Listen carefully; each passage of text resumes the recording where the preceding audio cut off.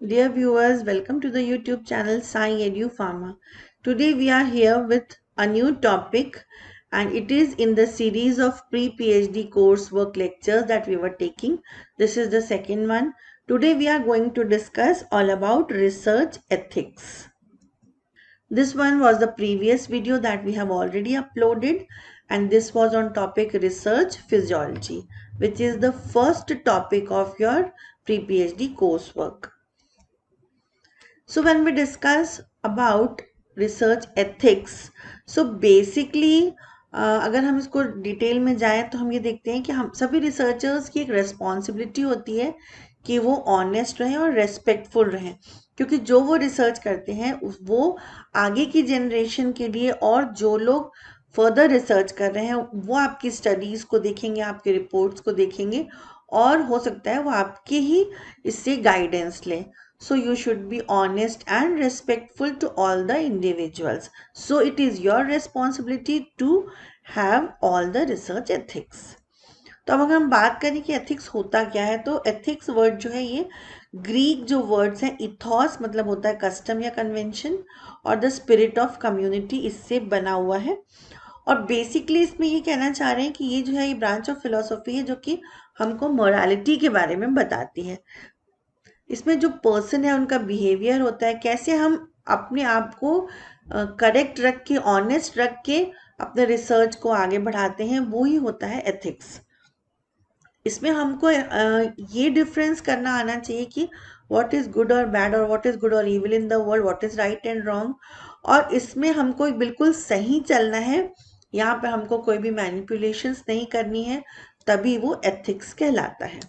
अब अगर हम बात करें कौन कौन सी एरियाज है रिसर्च एथिक्स के, तो फर्स्ट होता है रिसर्च मिसकंडक्ट, जिसमें 3 आते हैं टर्म्स, फॉल्सिफिकेशन, फैब्रिकेशन और प्लेगैरिज्म. इसको हम आगे भी देखेंगे.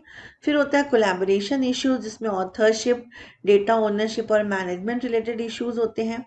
थर्ड होता है पीयर रिव्यू. फोर्थ है कॉन्फ्लिक्ट ऑफ इंटरेस्ट और ऑब्लिगेशन. फिर है complicity and funding sources. Then animal subject research and human subject research. ये कुछ एरियाज हैं जहां पर कि हमको अपने रिसर्च एथिक्स को फॉलो करना है. तो अब हम बात करेंगे वन बाय वन उन टर्म्स की. तो फर्स्ट टर्म हमने देखा फैब्रिकेशन. फैब्रिकेशन का मतलब होता है कि कोई भी जो डेटा या रिजल्ट्स हैं वो एक्चुअल वैसे नहीं आए हैं जैसे कि आप रिपोर्ट कर रहे हैं, मतलब आप उसमें कुछ चेंजेस कर रहे हैं, तो वो होता है कि हमने उसको फैब्रिकेट किया है. फॉल्सिफिकेशन का मतलब होता है when you are manipulating research materials or equipment or process or changing or omitting data or result such that the result is not actually represented in the research record. ये भी एक तरीके का रिसर्च एथिक्स को हम over rule कर रहे हैं अगर हम फॉल्सिफिकेशन करते हैं तो. थर्ड प्लेगैरिज्म, हम सभी जानते हैं प्लेगैरिज्म मतलब कॉपीइंग होता है. अगर आप किसी दूसरे के आइडियाज को, प्रोसेस को, रिजल्ट को या वर्ड्स को आप कॉपी करते हो without giving them credit, then it comes under plagiarism. अब हम बात करते हैं कि what is the importance of ethics in research. Research में इसलिए एथिक्स ज़रूरी है क्योंकि वो जो वल्नरेबल ग्रुप है उनको प्रोटेक्ट करते हैं, दूसरे स्टडी पार्टिसिपेंट्स को प्रोटेक्ट करते हैं. Then they safeguard the participants from exploitation, इससे कोई दूसरा जो पार्टिसिपेंट्स हैं उनको एक्सप्लॉयट नहीं कर सकते हैं. Then it establishes the risk benefit ratio for study subjects. और सबसे बड़ी बात है कि ये एक इंश्योर करते हैं fullest respect, dignity, privacy, disclosure and fair treatment for subject. So basically what is right doing and what is wrong doing ये हमको पता होना चाहिए, और इससे ये जो कैपेबिलिटी है उसको बिल्ड करता है for the subjects to accept or reject the participation in study. अगर हम टाइप्स ऑफ एथिक्स में आए तो 4 टाइप्स होते हैं: normative ethics, social ethics, professional ethics and personal ethics. अगर हम एथिकल इश्यूज की बात करें तो कौन कौन से एरियाज में होता है, तो जैसे कि अगर हम कोई स्टडी कर रहे हैं तो हमको इन्फॉर्म्ड कंसेंट लेना होता है वॉलंटियर्स से. फिर जब हम बायोलॉजिकल सैंपल्स को स्टोर कर रहे हैं उसमें एथिक्स है. फिर ओनरशिप एंड प्रॉपर्टी राइज होता है related to publications. Then surplus to clinical requirements, material transfer, disclosure of result, test results, then commercial result and conflict of interest. ये कुछ एरियाज हैं जिसमें कि रिसर्च एथिकल इश्यूज होते हैं. अब एथिकल कंसर्न एरियाज को 4 कैटेगरी में डिवाइड किया हुआ है, ये हम अभी देख चुके हैं. पहला है रिसर्च मिसकंडक्ट, फिर है फैब्रिकेशन, फॉल्सिफिकेशन एंड प्लेगैरिज्म। तो अगर हम एथिकल थ्योरीज की बात करें तो ये कुछ टर्म्स हैं जो कि थ्योरीज से रिलेटेड है। फर्स्ट है डियोंटोलॉजी, इसका मतलब होता है कि duty is the basis of all action. Then एक टर्म होता है टेलियोलॉजी, इसका मतलब होता है कि जो एक्शंस हैं they can only B judged on the basis of consequences they produce. मतलब पहले वाले में ड्यूटी इंपॉर्टेंट है, सेकेंड वाले में बोल रहे हैं कि जो उसके कॉन्सिक्वेंसेज या जो उसके आउटकम या रिजल्ट होगा उसके बेसिस पे एक्शंस लिया जाएगा। और थर्ड है यूटिलिटेरियनिज्म, इसमें सेंट्रल कंसर्न होता है general welfare rather than individuals interest.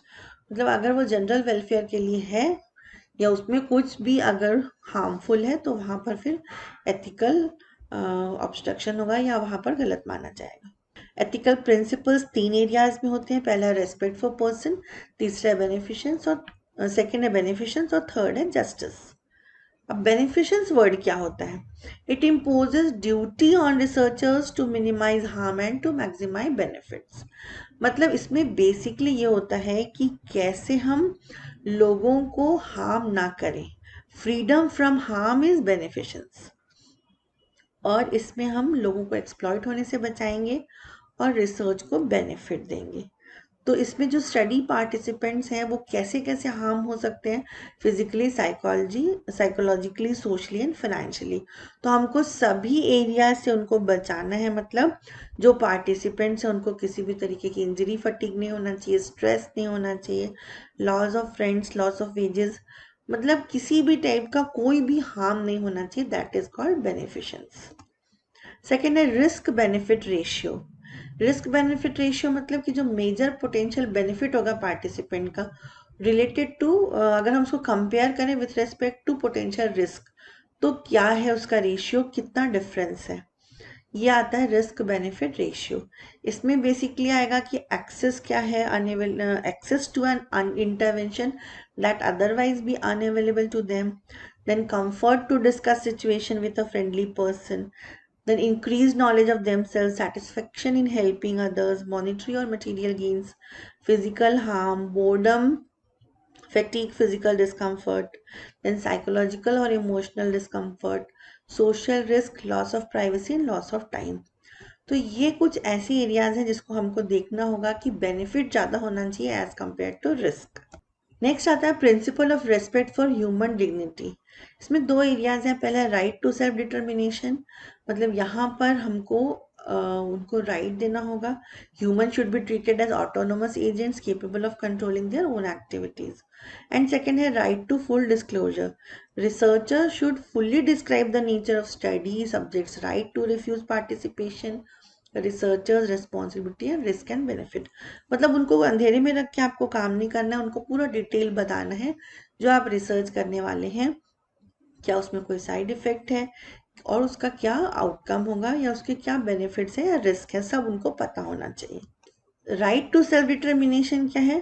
मतलब जो पार्टिसिपेंट्स हैं उनको वॉलंटरली डिसाइड कर सके वो कि उनको स्टडी में पार्टिसिपेट करना है कि नहीं करना है। वो रिफ्यूज भी कर सकते हैं अगर उनको वो ठीक नहीं लगे तो। राइट टू फुल डिस्क्लोजर हमने पहले बता दिया कि पूरा उनको डिटेल में बताना है कि ये क्या स्टडी है, इसमें आप क्या करने वाले हो, क्या रिस्क और बेनिफिट है। अब आता है issues related to principle of respect. इसमें ये है कि inability of individuals to make well informed judgement, मतलब उनको पहले से डिटेल में आप बता दीजिए, कोई बायस्ड एक्टिविटी नहीं होनी चाहिए, कंसीलमेंट नहीं होना चाहिए, डिसेप्शन नहीं होना चाहिए। नेक्स्ट है right to freedom from harm and discomfort. यहाँ पर हमको जो रिसर्चर्स हैं उनकी ऑब्लिगेशन है टू अवॉइड, प्रिवेंट और minimise harm in studies with human. अगर हम ह्यूमन स्टडीज कर रहे हैं तो जैसे हमने पहले डिस्कस किया, फिजिकली, इमोशनली, सोशली, फाइनेंशियली उनको किसी भी तरीके का लॉस नहीं होना चाहिए। फिर है right to protect from exploitation. हमको जो पार्टिसिपेंट्स हैं जो हमारी स्टडी में पार्टिसिपेट कर रहे हैं उनको किसी भी टाइप से एक्सप्लॉइट नहीं करना है और उनको किसी भी टाइप से अब्यूज नहीं करना है। फिर है principle of justice. The third broad principle is in the Belmont report concern justice which includes participant the right to fair treatment and right to privacy. अगर वो अपना नाम डिस्क्लोज नहीं करना चाहते हैं तो आपको नेम उनका डिस्क्लोज नहीं करना है। Informed consent, this is very important. आप कोई भी ह्यूमन वॉलंटियर से काम ले रहे हैं तो उनको पहले एक कंसेंट फॉर्म साइन कराना होता है जिसमें उनको डिटेल में बताना है, और अगर किसी माइनर से काम करा रहे हैं तो उनके पेरेंट्स का आपको कंसेंट लेना है, और जो भी आप क्लिनिकल ट्रायल्स कर रहे हैं उनके बारे में उनको पता होना चाहिए, और वो चाहे तो उसको एक्सेप्ट करें, चाहे तो वो रिजेक्ट भी कर सकते हैं। तो इन्फॉर्म्ड कंसेंट में क्या क्या होना चाहिए, तो पार्टिसिपेंट का स्टेटस है, आपके स्टडी के गोल, टाइप ऑफ डेटा जो आप कलेक्ट करने वाले हैं, क्या प्रोसीजर होगा, क्या नेचर ऑफ कमिटमेंट होगा, क्या आप वहाँ पे कोई स्पॉन्सरशिप है, कुछ आप उनको पैसे देने वाले हो, पार्टिसिपेंट का सिलेक्शन कौन सी बेसिस पे होगा, कोई रिस्क क्या होगा, बेनिफिट्स क्या होंगे, देन कॉन्फिडेंशियलिटी प्लेज लेना होगा, then voluntary consent and right to withdraw और विथहोल्ड द इंफॉर्मेशन। ये सारे कंटेंट जो है इन्फॉर्म्ड कंसेंट में होने जरूरी है। फिर नेक्स्ट टर्म आता है थेराप्यूटिक मिसकंसेप्शन क्या होता है। So research subject misinterpret and enrol in the study thinking it to be routine medical care. ये नहीं होना चाहिए, जो पार्टिसिपेंट है उनको ऐसा नहीं लगना चाहिए कि सिर्फ मेडिकल केयर, उनको पता होना चाहिए कि ये स्टडी आप क्यों कर रहे हैं और क्या इनका उसका पर्पस है। फिर पोस्ट ट्रायल एक्सेस भी इम्पॉर्टेंट है, जो क्लिनिकल रिसर्च आपकी हो रही है उसके बाद भी क्या होगा आगे, जो फार्मास्यूटिकल कंपनीज हैं वो डेटा लेते हैं फ्रॉम डेवलपिंग कंट्रीज। फिर हम बात करते हैं कि हमारे एथिक्स जो रिसर्च इंडियन सिनेरियो में क्या है, तो 12 जनरल प्रिंसिपल्स होते हैं। पहला principle of essentiality, then principle of voluntariness, informed consent and community agreement. Third is principle of non exploitation. Next is principle of privacy and confidentiality, then principle of precaution and risk minimization, then principle of professional competence, principle of accountability and transparency, principle of the maximization of public interest and of distributive justice, then principle of institutional arrangements, principle of public domain, principle of totality of responsibility and principle of compliance. फिर हम आते हैं कि अगर हम publications में जाते हैं तो किस टाइप से अनएथिकल होता है। तो इसमें 4 एरियाज हैं। पहला है प्लेगैरिज्म, सेकेंड है ऑथरशिप इरेगुलरिटीज, फिर है पब्लिकेशन इरेगुलरिटीज, फिर है साइंटिफिक फ्रॉड। ये 4 एरियाज जो है पब्लिकेशन से रिलेटेड हम अनएथिकल प्रैक्टिसेस को देखते हैं। इसमें स्टूडेंट्स का क्या रोल होगा, तो स्टूडेंट्स को देखना है कि एथिकल क्लियरेंस प्रॉपरली लेना है, उनको अपने गाइड से अप्रूव कराना है, और unethical to publish including guide as co author. अगर आपके कोई भी गाइड ने हेल्प नहीं की है तो उनका नाम आपको इंक्लूड नहीं करना है, और अगर वो गाइड है तो उनका नाम, और जो को गाइड है उनका नाम इंक्लूड होना ही चाहिए।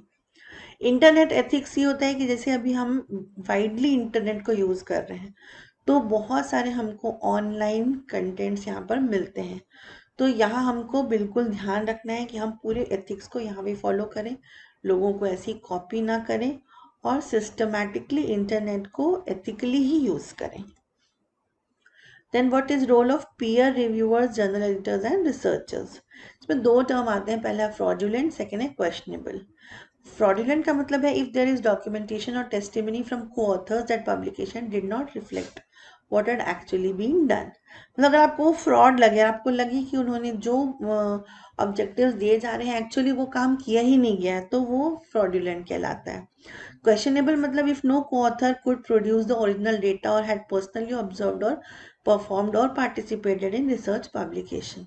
अगर आपकी कोई रिसर्च स्टडी है और उसमें अगर आप उनसे ओरिजिनल डेटा मांगते हैं, वो प्रोड्यूस नहीं कर पाते हैं, तो ये जो एरियाज हैं ये पीयर रिव्यूअर्स या एडिटर्स जो हैं वो देखते हैं। फिर नेक्स्ट है ethical concerns in qualitative research and quantitative research. Qualitative research में आता है distress, misinterpretation, identification, inconvenience. But quantitative research में आता है related to the stage of research, then formulating the research questions, then designing the study, collecting data, analysing and reporting. ये qualitative और quantitative research के ethical concern areas हैं जो हमको consider करने होते हैं। So finally we come to the conclusion.